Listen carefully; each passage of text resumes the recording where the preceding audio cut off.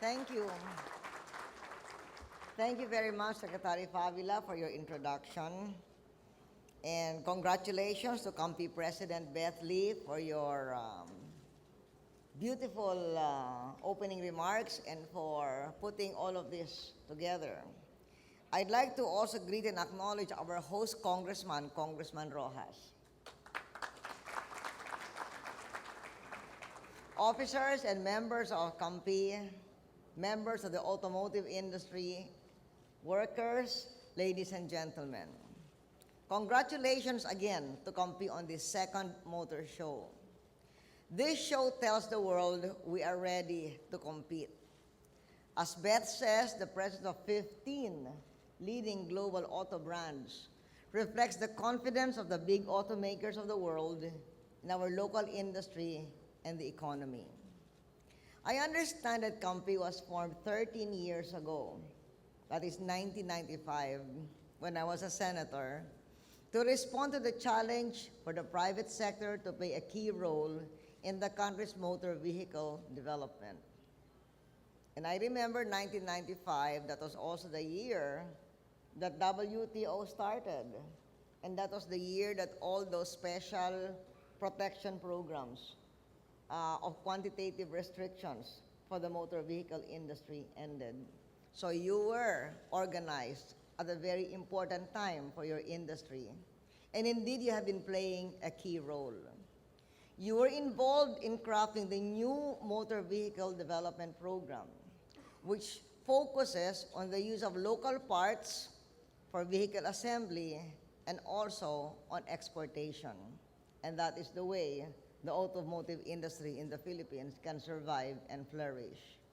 You have also taken a strong stand for regional integration of the automotive industry, given that you have shifted your focus to exportation and for the required international standardization, including compliance with safety and the environment.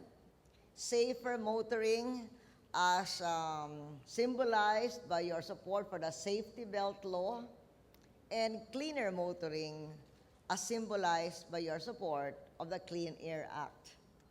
You have come up with automotive units that not only comply with the Clean Air Act, but are also fuel efficient.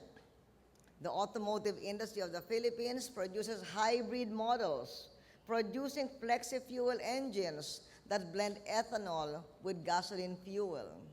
We await the hybrid models that shift from gasoline fuel to electric power at the touch of a button. I asked Beth here, so when are we going to have that kind of hybrid model? She said, coming soon. We look forward to that.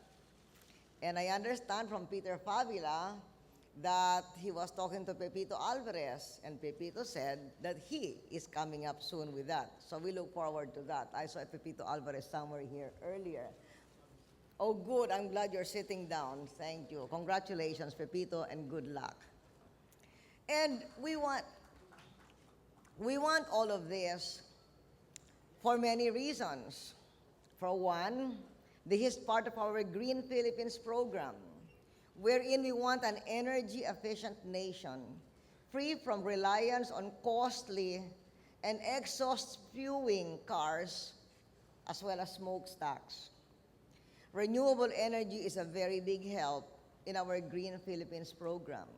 So that is why we are waiting for the hybrid to become bigger in our automotive industry.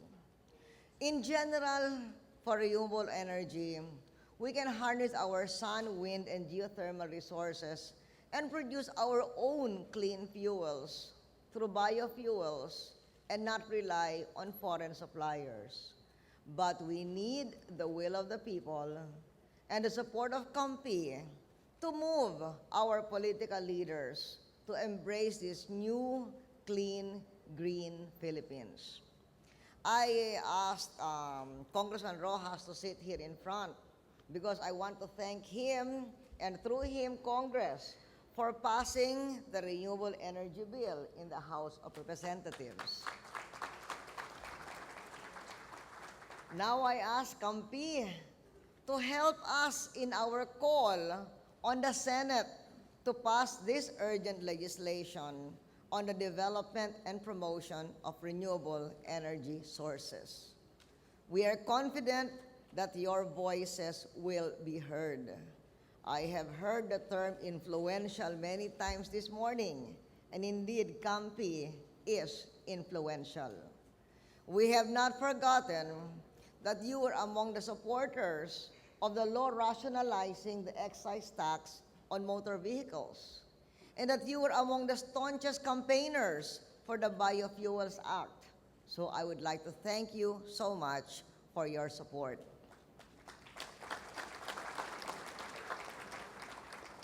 The search for cheaper and cleaner fuel has become a necessity, not only because we want cleaner motoring, but also in the light of the worsening global environment both in terms of the ecology and the economy, and the increased pressure on economies that have little or no energy sources of their own.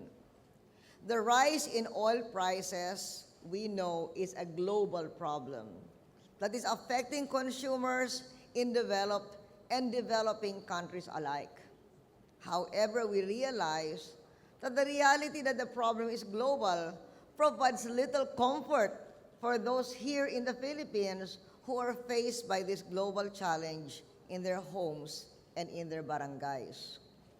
But because tough choices have been made on tax reforms, the global crisis does not catch us helpless and unprepared.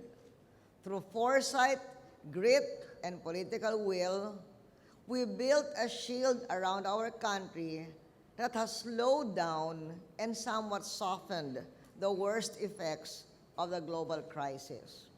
We have the money to care for our people. We have acted to provide price relief to our most vital industries, such as transportation, to minimize costs to owners, employees, and commuters. Halimbawa, para sa namamasada at namamasahe sa jeep, nagpalabas tayo ng kalahating bilyong pautang upang palitan ng mas matipid na LPG, CNG o biofuel ang motor ng libo-libong jeepney. I have already authorized the Secretary of the Budget to transfer 500 million pesos from the National Treasury to the Postal Bank, which will be the main conduit for this kind of loans for transforming the engines of our public transport vehicles. I have mandated government agencies to lower fuel consumption in liters by 10% and to convert 20% of their vehicles in major cities to use liquid petroleum gas. So we call on the automotive industry to respond by providing more hybrid models and more vehicles using LPG, CNG, or biofuels. And we call on all businesses to respond by providing transport assistance to workers, for instance, company buses, and eliminating unnecessary energy usage until prices somehow come back down. And we call on all our people to increase conservation and decrease use of unnecessary travel and energy use.